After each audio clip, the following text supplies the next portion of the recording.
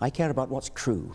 I mean, do you actually believe in your Muslim faith? Do you believe that Muhammad split the moon in two? Do you believe that Muhammad flew to heaven on a winged horse, for example? I pay you the compliment of assuming that you don't. No, I do. I believe in miracles. You believe that? Yes.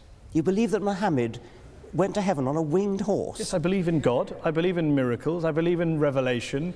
I mean, the point here is that let's assume I'm wrong, Richard. I'm wrong. Let's. Let's assume I'm wrong. I'm wrong. I'm happy to concede that, Richard. I'm happy to concede it.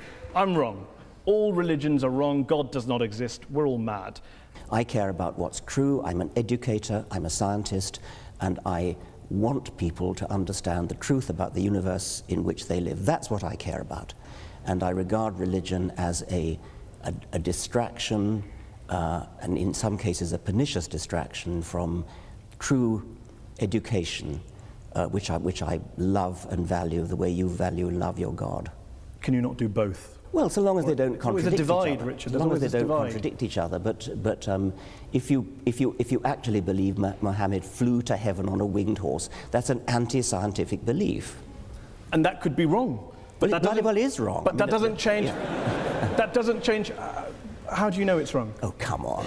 You're a man of the 21st century. No, I'm just asking. It comes back to my original question. The rational position is the agnostic. The rational position is the agnostic position. Why up there? What, I mean, the rational position. I didn't say up there. I didn't pick a place. Okay, you well, picked a place. why would a winged horse be the way to get to heaven if it's not up there? I asked a question about. You asked about proof. I'm all for saying I can't prove it, but can you prove he didn't do it? I mean, this is the end-all debate. He didn't fly to heaven on a winged horse? I'm just asking on your criteria.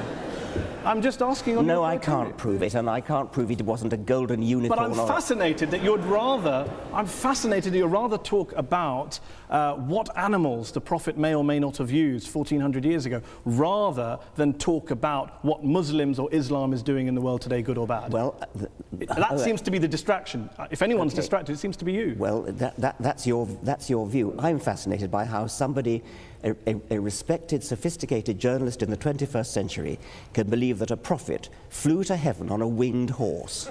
Let me ask you this. Are all people who hold beliefs in God and in miracles and the supernatural, do you regard them all as intellectually inferior to you? I regard those beliefs as intellectual nonsense. I don't regard the individuals as intellectually inferior to me, because many of them palpably are not. A personal question from me. You talk about how to teach children that there is one God, or that God created the world in 6 days, that is child abuse. To even teach your children religion is child abuse. So, I have a daughter. I teach her about Islam and the horse. Am I guilty of child abuse? Do you teach her the world was created in 6 days? No, because Islam doesn't teach that, Richard. I'm delighted to hear that. I asked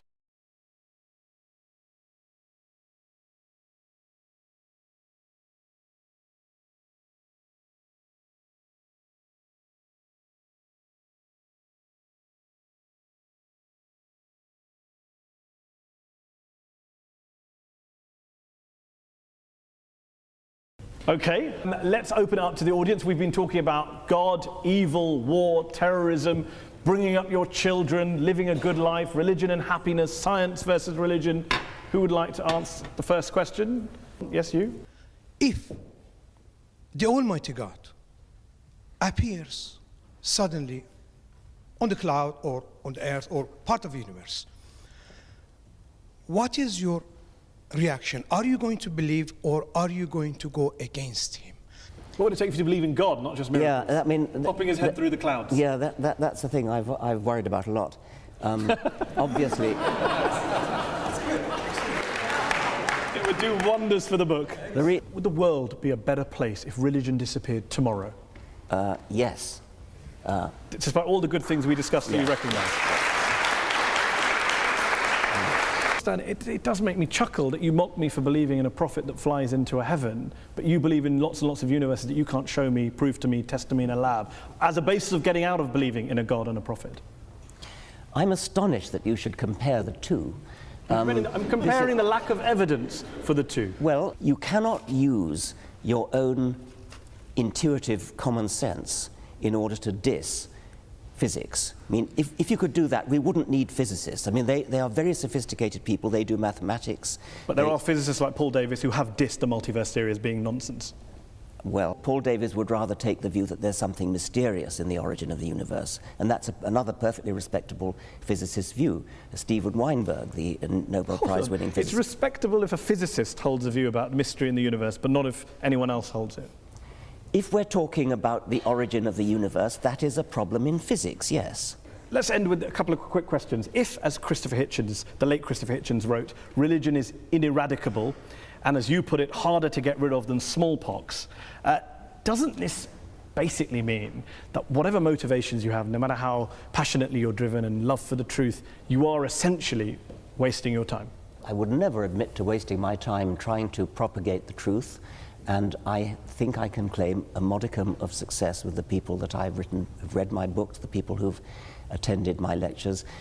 It's a doctrine of despair to say that we're stuck with religion for all eternity. The religions of ancient Greece and ancient Rome and the Vikings have all dead. Nobody believes in Jupiter or Thor anymore. And I have great hopes that the same is going to be true of the God of Abraham.